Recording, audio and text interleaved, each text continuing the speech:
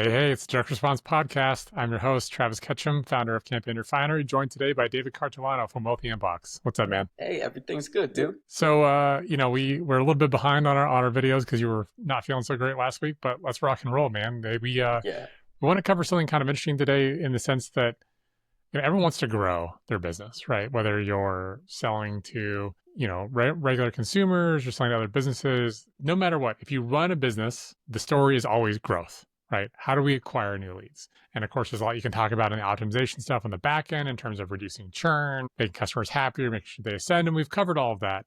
But let's focus more on acquisition channels. David, when you're looking to grow a brand or a business or a newsletter, I assume that growth is a big piece of your decision matrix on whether it'll be successful or not, right? yeah, absolutely. So one of the things that I look at before I even started one of the newsletters that I'm growing, I looked at the TAM, the target adjustable market, and said like, hey, dude, is there even a niche here? Right? What is our niche? What is the size of our niche? What platforms are they hanging out on? Our ideal customer, where can we find this person? Do we have to fish them out of a well? Or are they just they're readily available to us at any time? So for me, it was a choice of stacking the deck in my favor in order to make sure that I can acquire leads from pretty much anywhere for the newsletter that I'm growing. Yeah, that makes sense. And depending on the type of product or service, you may have to go fishing in different ponds, right? Correct. Uh, Yeah. because sometimes it's like, the old trope is, what's the best thing you need to sell hot dogs in a starving audience, right? So it's like sometimes you just need to be in front of that stadium after the game lets out, and that's enough, right? To keep you Yeah. overwhelmed and full of business. But sometimes you need to be at 10 different farmers markets, right? You need to be covering different geographical areas. You need to be talking in different ways, presenting information in different ways to appeal to the different types of buyers and the different locations, the different backgrounds, the different buying decision matrix that they use in that component. Now, the interesting part about B2C versus B2B is that the mechanisms I feel are very, very similar, but the language, the cadence, and the length of time to convert feel like the biggest differences. Would you agree with that? Yeah. And it all depends on your industry. But I know that when I've done work for B2B clients in the past, I have to change the way the email sounds. You have to change the marketing psychology a little bit because even though we're all human at the end of the day, you can't really talk to somebody in B2B like you do in B2C. Because then they're gonna be like, all right, man, like I know the game you're playing here. We all sell shit in business. So like come on, like drop the language, tell me what's going on, right? Just be a bit more forthcoming. But Mm-hmm. that's something we can discuss. But I do want to make sure we talk about acquisition methods because there's a few that I've recently gotten into that have really worked well and provided a better quality lead. And I think it transcends B2B and B2C because it's just really simple. All right, drop some knowledge, man. Let's go. Yeah, yeah. So I think people will rush to Facebook ads, they'll rush to posting content on LinkedIn or LinkedIn ads, they'll go to PPC, but they seem to forget that the biggest companies in the world grow by partnerships. And what I've been doing to grow my newsletter is I've been partnering up with other newsletters that have my audience. And I've offered them one of the things that I did, because I'm like, I really don't want to pay for the leads, but I want to build a long-standing relationship with other people and check their list because maybe I want to acquire it in the future. So I partnered with them by saying, hey, I'm going to increase your open rates. You just don't know it yet. I'm going to do a full audit of your email account, take a look at what kinks need to be ironed out. This is going to get you results based off of my years of experience. And all you have to do is run my ad inside of your newsletter to get leads. And that's it. It's a simple trade. And for me, I found that the leads I'm getting from other people's newsletters, they stay much longer. They really don't unsubscribe. They really don't leave. And they're a better quality lead because they're opening more, they're clicking more. And it's because it's a warm referral from a network that is already nurturing my ideal customer for me. So that's something that I found works really well. And even though the letter I have is in B2C. There's nothing that says you can't do the same for B2B at all. And I think it's just, like I said, it's a better quality lead. They just stay on the list much longer compared to everybody else. Yeah, I mean, I feel like that really kind of gets at a core underlying principle here, which is that no amount of shouting from the rooftops, telling people how great you are, is ever going to displace anywhere close to an equal ratio of someone else that already has trust with an audience Yeah. telling someone to check you out. So that is true of affiliate partnerships, you know, straight up equity partnerships, your customers telling other businesses about how great you are. Like that's really the main driver for, you know, a lot of our business. For example, it's people just having a great experience and a great outcome, and they tell someone else. And you know, no amount of me going into a Facebook group and telling everyone how amazing we are at, you know, deliverability is going to do anything. I'm going to get booted for spamming people. But if there's a natural question about someone saying, hey, I'm having XYZ problem, and 3, 5, 10, 15 people that we've worked with or helped in the past in some way, shape, or form are all jumping in saying, this one's the one to use, that Yeah. means so much more. That's going to actually Yep. lead them to book a call, make them much more likely to be pre-sold before they even get on the vetting process, right? Like, as you mentioned, the caliber and the quality goes up dramatically because people that they already know, like, and trust, which is a very hard circle to get into, by the way, Yep. have told Yep. them to check you out, right? So, like in your example of the newsletters, like they're saying, hey, check out this brand, check out this partner, check out this service. It doesn't matter if it's a consumer product, a B2B product, whatever. That's going to go a long way. Let's kind of shift this a little bit though, if you don't mind. How do we take this same strategy though and apply to, like, you know, because the big downfall I think of referral stuff is you don't have as much control over when and how much, right? Mm, Getting those opportunities are massive needle movers, but you can't predictably generate them like every Tuesday. You can't say every Tuesday I'm going to have a great referral partner from here to Kingdom Come. Whereas if you need like an active stream of new blood coming into the system, how do you do that? So let's take a look at some of the possible, you know, options. You have, of course, changing money for views, right? So you have ads, you got social media ads, search engine ads, sponsoring in other newsletters, but you're still in the form of an ad, not in the terms of a partnership, right? But just ways that you can right. say, I'm going to use my pocketbook to open new doors. And so you better make damn sure that your offer, and especially in B2B, is compelling, that you have a really good hook, right? Right.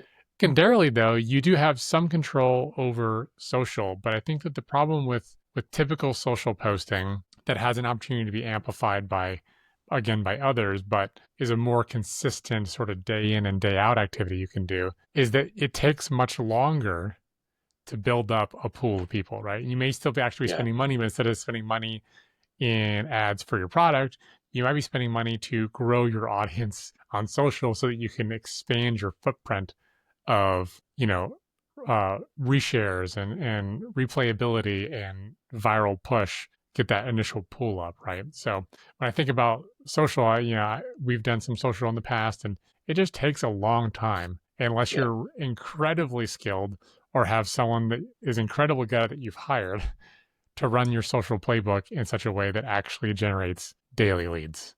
Um, Yeah. I think a lot of businesses go for spending money for that exact reason. Have you had Yeah. much luck with running social for lead gen? Running, like building an organic channel for Yep. lead gen. Hmm. For me, I'm at the point where I'd rather just acquire one because it's just, I mean, I could start from zero. And like you said, I can hire somebody to do all the content work and we can grow very slowly, or I can acquire a channel that's already existing that has my ideal audience. And I'd rather do that. I like to set up my how do I say this? I like to set up my toll booth where there's actually traffic, right? Otherwise, I got to set up my toll booth and then build the road and convince people to go through it. So, you could call me lazy. I've just found the world of acquisitions to be much more attractive because it does skip the the initial build process, which some people love to do, and some people have, you know, the guts, the gumption, and the time for. Um, Myself, I'd rather skip the media uh, generation side of things keep it to the newsletter and acquire other outlets of media to bring leads in. So Yeah, that's my I'll get off my soapbox, but yeah, I'd rather work smart and hard, but not too hard. fair.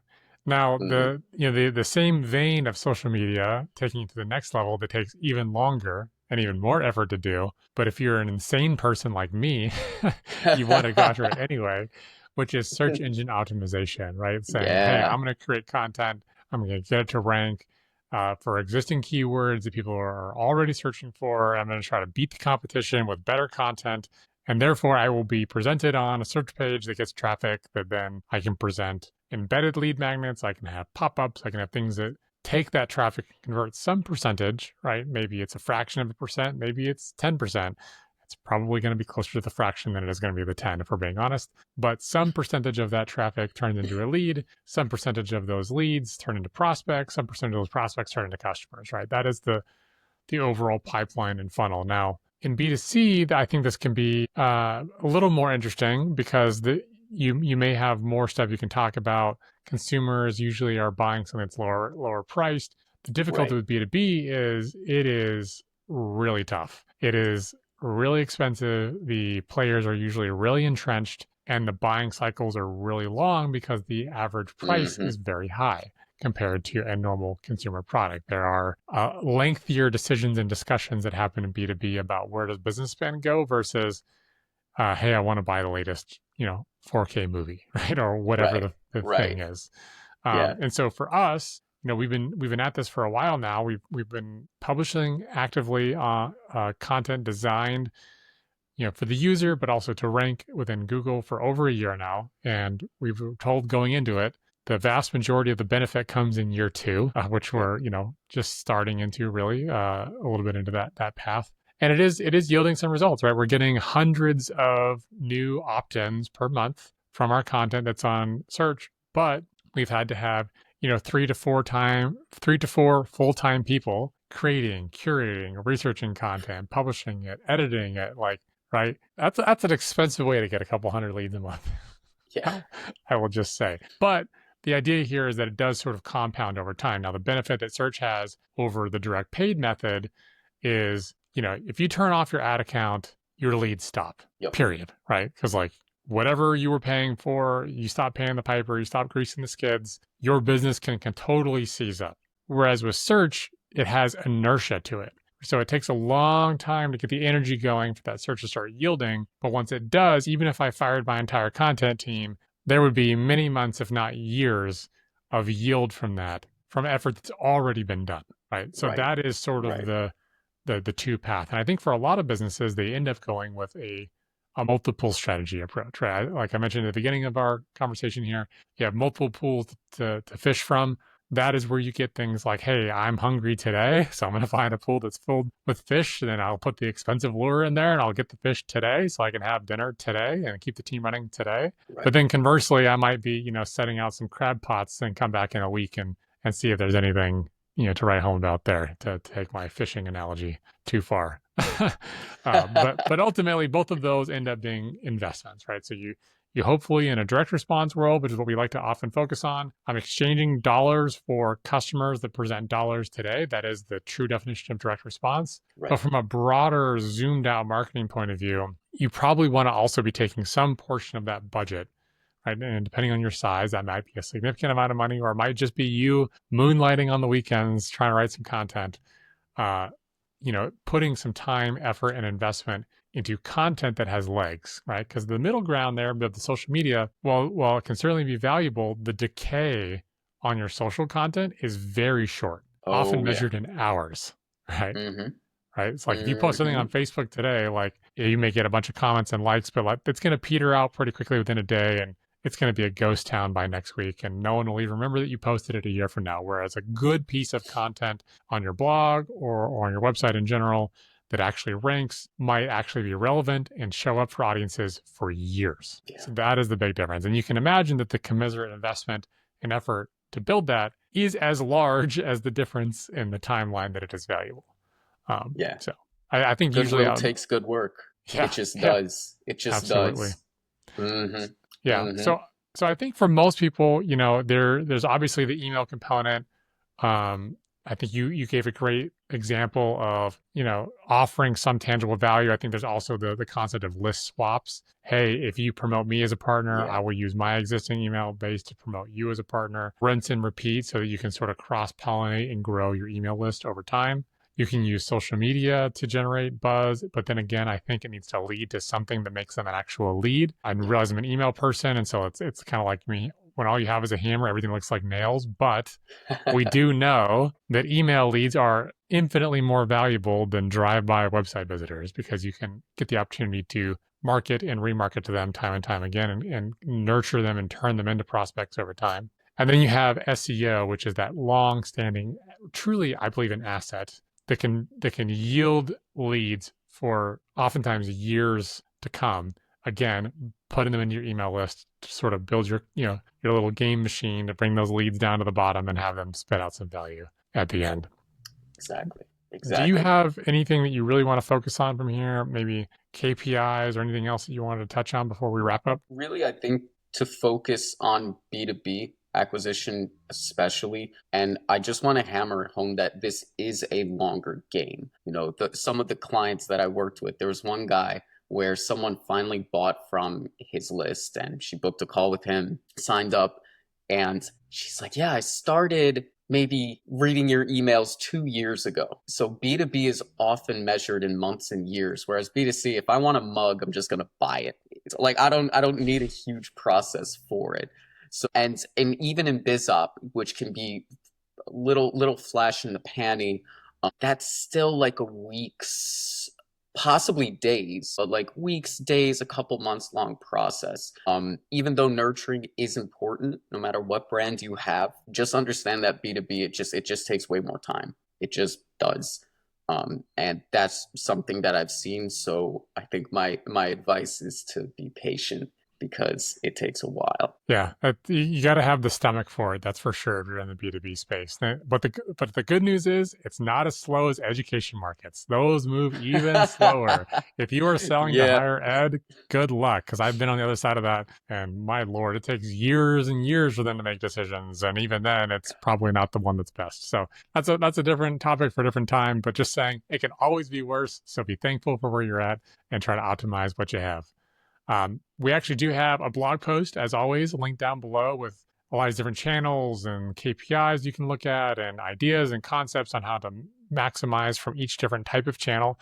So be sure to check that out. If you are building that little, pachinko machine that's turning traffic into leads and you want to run an email list that is super hot, gets really good deliverability, Campaign Refinery has you covered. Check that out and see if that does what you need to do. I think it will, but check it out. And if you are looking to scale and grow your newsletter because you want to actually exit and do something smart with it, David, hit him with the goods. Yeah, you can go to wealthyinbox.news and you will find not only, is it an email newsletter, but it is also a blog. So those are there, and I intend to keep those articles there for a very, very, very long time because goodwill is goodwill. So that's it. You All can right. go Till there, next, sign up, and experience the love. sounds good, man. All right. Till next time. Catch you guys later.